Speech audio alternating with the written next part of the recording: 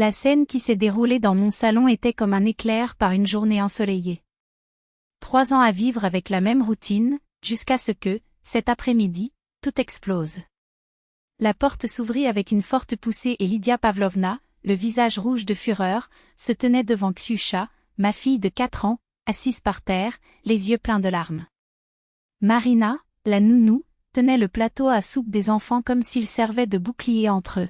« Que se passe-t-il ici » ai-je demandé, essayant de donner un sens au chaos.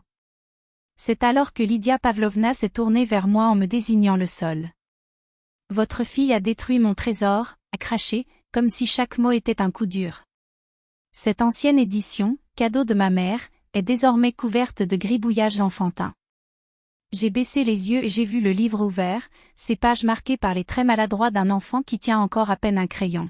« Ksiusha, c'était toi » ai-je demandé en m'agenouillant à côté d'elle. Elle hocha la tête, essuyant son visage mouillé avec ses petites mains.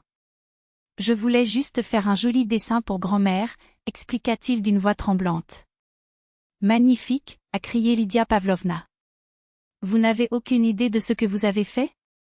Ce n'est pas un carnet de croquis, ma fille. C'est une relique. » Avant qu'elle ne puisse continuer, je me suis levée, me plaçant entre elle et ma fille. « Assez, Lydia Pavlovna. C'est une enfant. Les enfants font des erreurs. » « Des erreurs » répéta-t-elle, sarcastique. « C'est du vandalisme.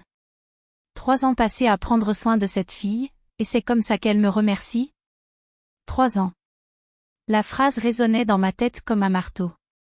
3 ans depuis qu'elle est arrivée ici, soi-disant pour 2 semaines, le temps qu'il réaménage son appartement. 3 ans à écouter des critiques sur la façon dont j'élève ma fille, comment je gère ma maison, comment je vis ma vie. 3 ans à avaler des commentaires sur la façon dont Ksiusha est gâtée, à quel point je suis négligente, à quel point rien de ce que je fais n'est bien. Et maintenant, elle avait osé traiter ma fille de monstre. « Vous venez de traiter ma fille de monstre » dis-je, chaque syllabe étant lourde comme du plomb. « Et alors » répondit-elle avec défi. Elle s'est comportée comme telle. Un enfant de 4 ans, qui voulait juste vous rendre heureux, et vous l'écraser avec des mots sans retour. Vous pouvez réparer le livre, Lydia Pavlovna. Je paie la restauration. Mais les mots que tu lui as lancés ? Cela ne peut pas être résolu. Ah, suis-je le méchant maintenant ? Elle croisa les bras, le ton plein d'apitoiement sur son sort. 3 ans à me suicider pour toi, et pas un merci. Au secours, rit-il amèrement. Vous êtes venu rester 2 semaines. 2 semaines qui se sont transformées en mois, qui se sont transformées en années. Vous n'aidez pas, vous dominez. Il critique ma nourriture, la façon dont j'habille ma fille, la façon dont je l'éduque. Vous réorganisez mes meubles sans demander, jetez mes affaires, donnez des bonbons à Ksiusha même quand je vous le demande. Et aujourd'hui tu as franchi toutes les limites. Denis est apparu dans la pièce, son téléphone portable toujours à la main, déconcerté par les cris. Que se passe-t-il ici ? Demanda-t-il en les regardant tour à tour. Ta mère s'en va, ai-je annoncé fermement. Après ce qu'elle a dit à notre fille, je ne veux plus la voir dans cette maison. Quoi ? Il regarda Lydia Pavlovna avec incrédulité. Maman, as-tu traité Ksiusha de monstre ? C'était juste une explosion. Elle a essayé de se justifier. Un coup de gueule ? Répétai-je, ma voix tremblante de colère. Vous avez crié après une enfant de 4 ans, lui avez dit que vous ne pouviez plus vous occuper d'elle, qu'elle était gâtée, qu'elle ne valait rien. Denis, elle ne peut pas rester ici. Pas après ça. Maman, est-ce vrai ? Insista-t-il, et son silence fut une réponse suffisante. Denis, il faut choisir, dis-je en le regardant dans les yeux. Soit ta mère s'excuse auprès de notre fille et part pour de bon, soit je prends Ksiusha et je pars. Je ne partagerai plus ma maison avec ceux qui ont blessé ceux que j'aime le plus. Est-ce que vous me lancez un ultimatum ? Il avait l'air abasourdi. Ce n'est pas un ultimatum, c'est une ligne qui ne peut être franchie. Pendant 3 ans, j'ai gardé le silence pour toi, par respect, car c'est ta mère. Mais aujourd'hui, elle a abordé ce que je n'autorise pas. Et toi ? Il se tourna vers Lydia Pavlovna. As-tu vraiment appelé notre fille comme ça? J'étais en colère, justifia-t-elle, mais la faiblesse de sa voix trahissait ses remords. La colère n'est pas une excuse, maman. Pas pour ça. 1 heure plus tard, Lydia Pavlovna traînait une valise à travers la porte, les yeux rouges, la fierté blessée. Je vais partir alors. Si c'est comme ça qu'il me traite après tout ce que j'ai fait. Denis essaya de lui tenir le bras. Vous pouvez rester, mais seulement si vous vous excusez auprès de Ksiusha. Et pour de vrai. Elle leva le menton avec défi. Je t'ai élevé pendant 30 ans, je me suis sacrifiée pour toi, et maintenant tu choisis cette femme? Cette femme est ma femme, répondit-il sans sourciller. Et cet enfant est ma fille. Je l'ai choisie. Toujours. L'appartement était silencieux après que la porte ait claqué. Denis s'est assis à côté de moi sur le canapé, la tête baissée. Merci, murmurai-je. Pourquoi? Il m'a regardé, surpris. Pour nous avoir choisis. J'aurais dû le faire il y a 3 ans. 3 semaines se sont écoulées sans appel téléphonique, sans message. Jusqu'à ce qu'un matin, le téléphone portable de Denis vibre. C'était elle. Désolée. Puis-je venir parler? À son arrivée, Lydia Pavlovna paraissait plus petite, fatiguée. Je veux m'excuser, dis-je en regardant Ksiusha, qui se cachait derrière mes jambes. Pour elle.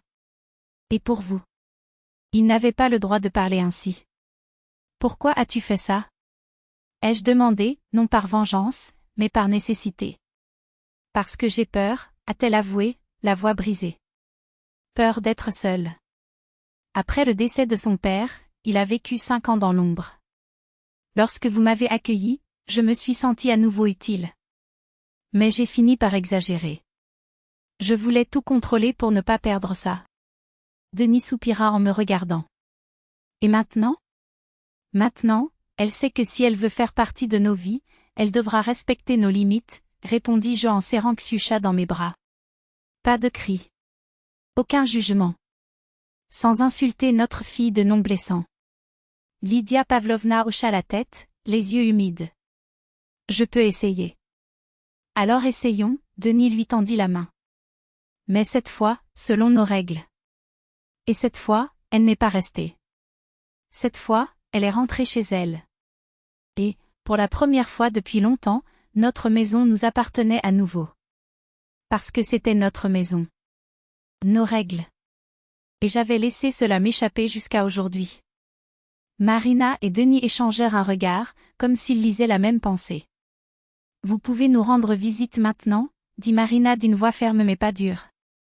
Vous pouvez voir Ksiusha, mais à sa place. Dans ta maison. Nous avons besoin de notre espace. Lydia Pavlovna baissa la tête. Puis-je? Juste, tu vois ma Ksiusha? La jeune fille quitta la pièce avec hésitation et la grand-mère s'agenouilla devant elle.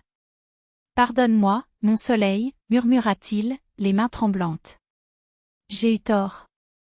Tu es un bon enfant et je n'aurais jamais dû élever la voix contre toi. Ksiusha n'a rien dit.